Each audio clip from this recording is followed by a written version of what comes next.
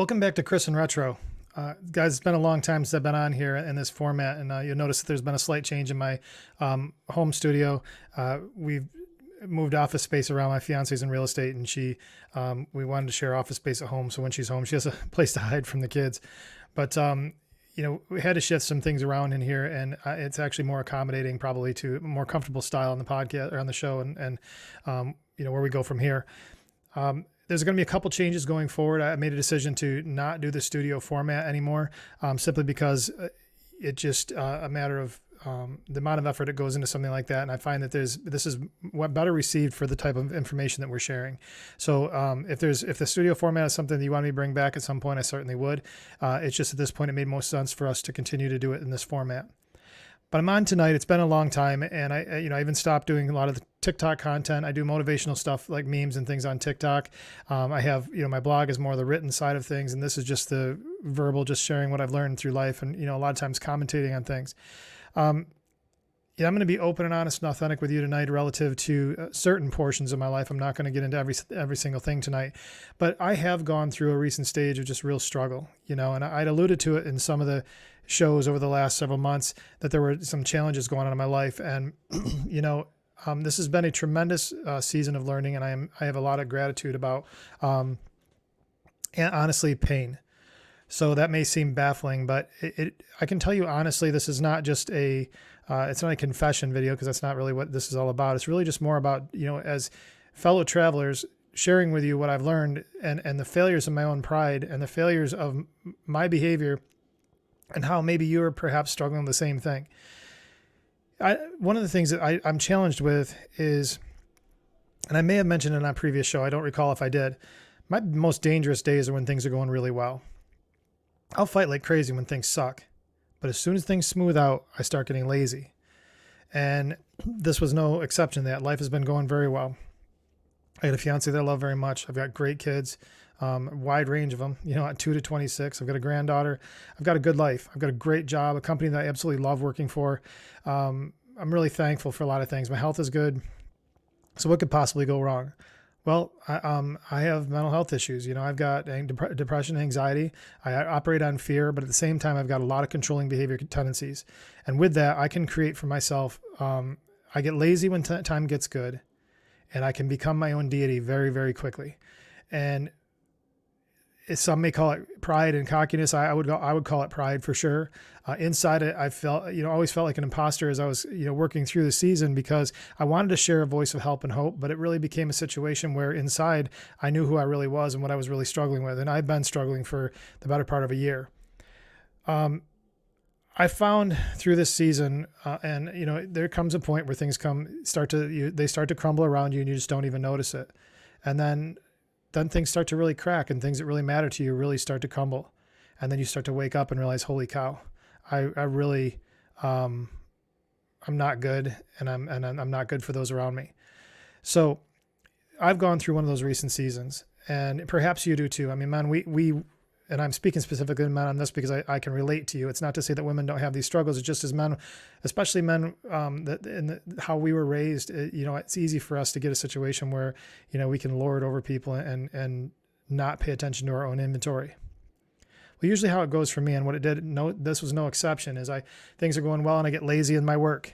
I forget that I'm an alcoholic, and I've got mental health issues between depression and anxiety. I forget that. And I think everything's going well, so I must be okay. What I find is that the most valuable part about being in a good place is that you can do the work and build on the tools that you currently have. And I'm learning that and looking back retrospectively, where I could have avoided my high risk living, and realizing that total collapse is closer than it seems. And so I'm coming on here as yet another example in my own life. And I wish that I wasn't, a primary example of a lot of failures, but unfortunately I am. And I hope that you take this as a measure of authenticity and not self-deprecation. I'm truly in a season of learning, and I will share with you a few things that I think have helped me revitalize my commitment to not only my recovery, but the work and the purpose and why I got sober in the first place. So my message has been somewhat diluted. I've been talking an awful lot, very specifically, about certain issues where people can fall apart and that type of thing. But I'm not beating the drum of where I believe hope and help comes from, and that I intend to change in the show going forward.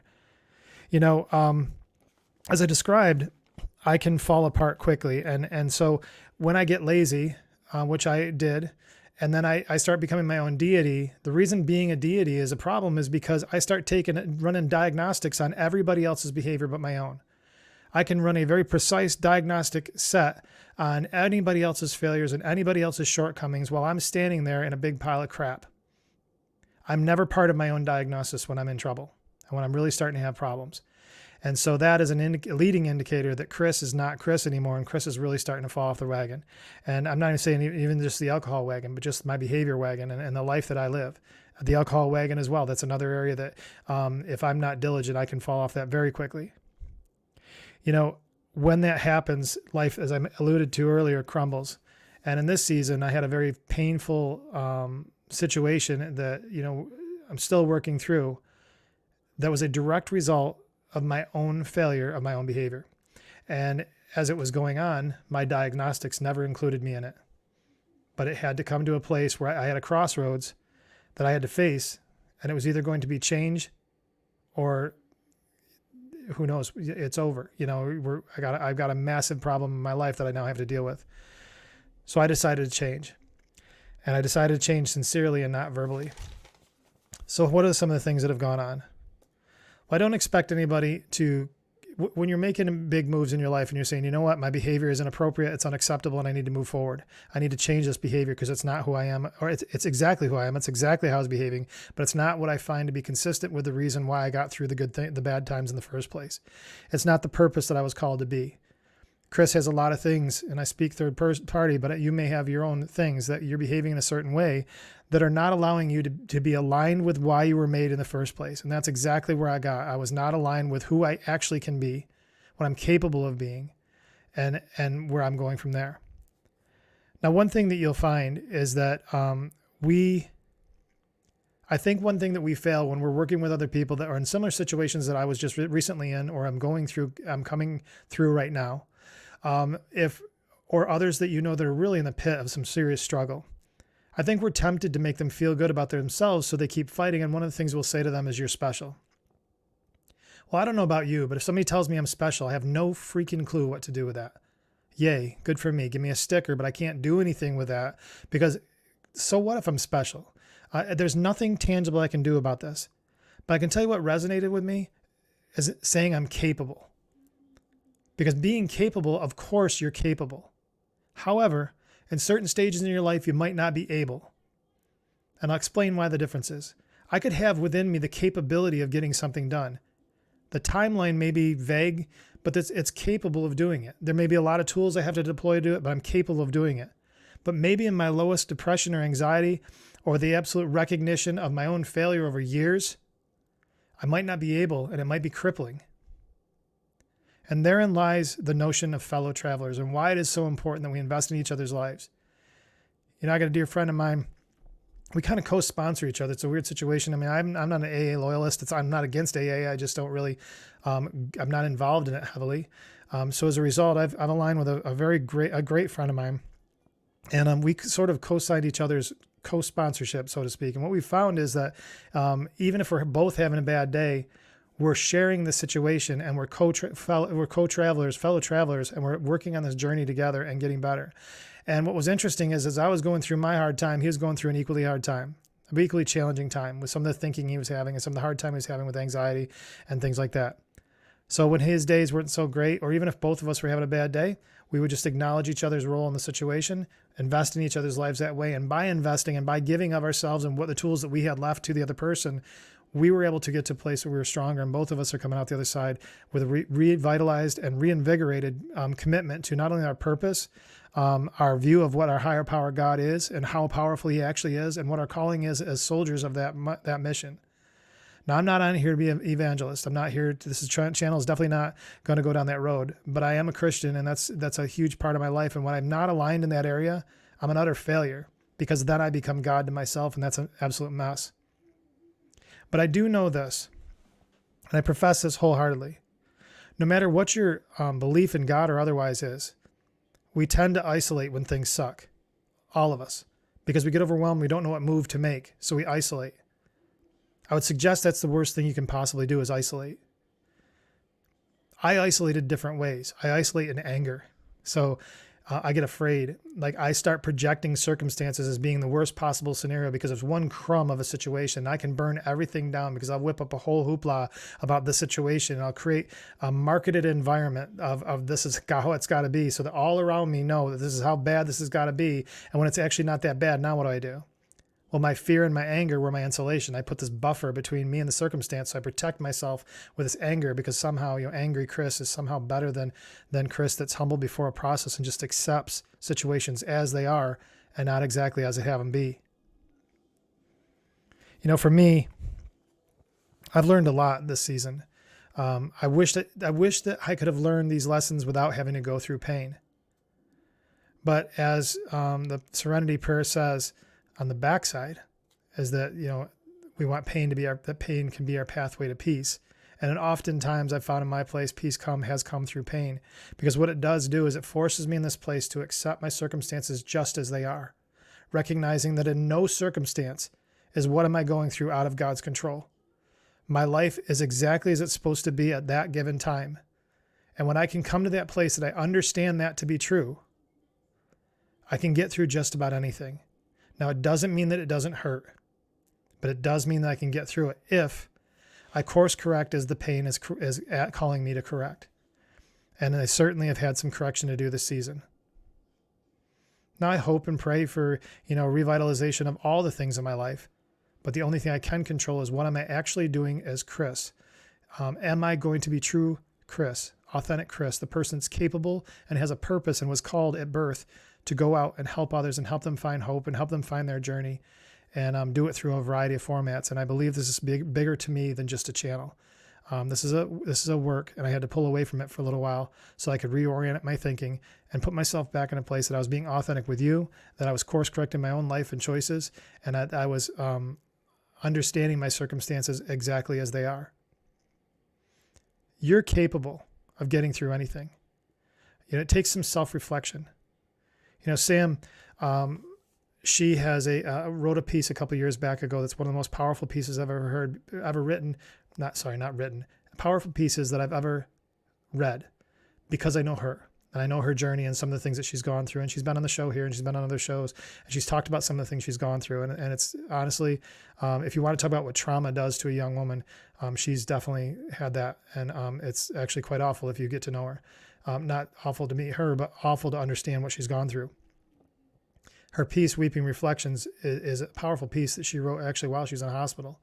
And essentially what she was doing is looking in the mirror and seeing this very sad girl in the mirror and realizing that was her.